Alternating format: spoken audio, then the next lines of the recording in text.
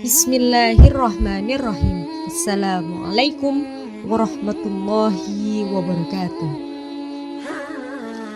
Al-Quran merupakan petunjuk bagi manusia, yang artinya semua yang disampaikan dalam Al-Quran adalah pesan dan nasihat untuk membentuk pribadi manusia yang jauh lebih baik dari zaman dahulu kala sampai zaman sekarang ini.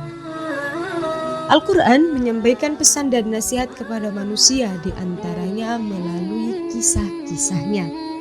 Banyak sekali kisah-kisah yang disampaikan dalam Al-Quran, baik yang berkenaan dengan perjalanan Nabi dan Rasul, juga berbagai peristiwa lain yang terjadi. Nah, dalam kesempatan ini ada dua jenis kisah dalam Al-Quran yang akan kami sampaikan. Yang pertama adalah kisah yang memang dikunci oleh Al-Quran sebagai informasi saja, dan kisah ini tidak akan terjadi lagi bagi umat-umat setelahnya. Dengan kata lain, kisah ini ingin menceritakan sebuah cerita dari tokoh tersebut, seperti kisahnya Maryam ibunda Nabi Isa alaihissalam. Kisah seorang perempuan suci yang sama sekali tidak pernah disentuh oleh laki-laki manapun, perempuan yang sangat taat ibadah, tetapi Allah Subhanahu wa Ta'ala berikan kuasanya bagi Maryam untuk mengandung tanpa disentuh oleh laki-laki. Masya Allah. Dalam Al-Qurannya disebutkan la yamassuhu, yang artinya tidak pernah disentuh. Maka di sini hanya Maryam saja yang bisa mengandung tanpa disentuh oleh laki-laki manapun. Ibrah dari kisah ini adalah tidak ada perempuan lain yang bisa mengandung tanpa disentuh oleh laki-laki lain kecuali Maryam, karena kisah ini adalah kisah yang dimaksudkan Al-Quran untuk menceritakan tokohnya saja, dan tokoh yang dimaksud di sini adalah Maryam. Jenis kisah yang kedua adalah kisah yang menyebutkan nama tokohnya langsung dan peristiwanya juga. Tetapi yang ingin ditekankan adalah amalan yang dilakukan oleh tokoh tersebut. Seperti kisah Nabi Ayub alaihissalam, seorang nabi yang kaya raya, yang beliau juga dikaruniai banyak sekali keturunan. Tiba-tiba Allah uji dengan cara Allah ambil semua harta bendanya dalam satu waktu.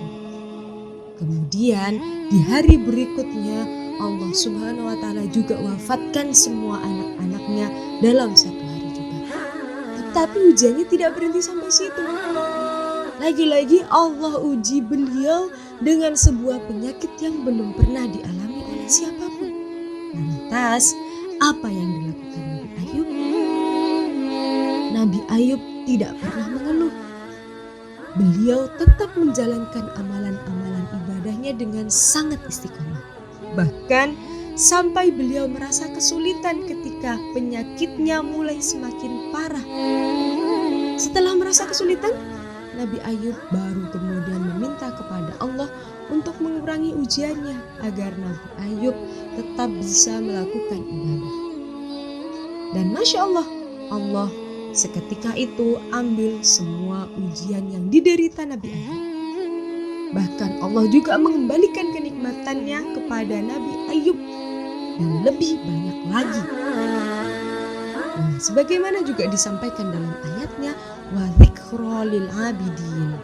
Ayat ini atau kisah ini tidak berhenti pada Nabi Ayub saja, tetapi juga bisa terjadi bagi orang-orang soleh di luar sana, di lain masa, yang diberi ujian kemudian dia melakukan hal yang serupa. Maka ibrah atau pelajaran yang bisa kita ambil dari kisah ini adalah kita harus tetap bersabar ketika diberikan ujian dan menjadikan ibadah sebagai prioritas utama dalam setiap kondisi yang kita alami. Maka yakinlah pasti Allah akan memberikan pertolongan. Sebagaimana dalam Quran surat Yusuf ayat 111, laqad kana fi qasasihim ibratun liulil albab. Sesungguhnya pada kisah-kisah mereka itu terdapat pengajaran bagi orang-orang yang mempunyai akal. Maka tidak ada satupun kisah dalam Al-Quran yang tidak bisa diambil pelajaran untuk menjalani kehidupan kita di dunia ini. Wallahu a'lam bishawab. Wassalamualaikum warahmatullahi wabarakatuh.